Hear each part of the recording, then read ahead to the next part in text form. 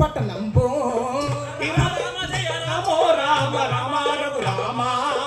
సిరి సంపదకు స్వర్ణ భూమిరా ఏమిటి సిరి సంపదకు స్వర్ణ భూమిరా చల్లగా వెలసిల్లు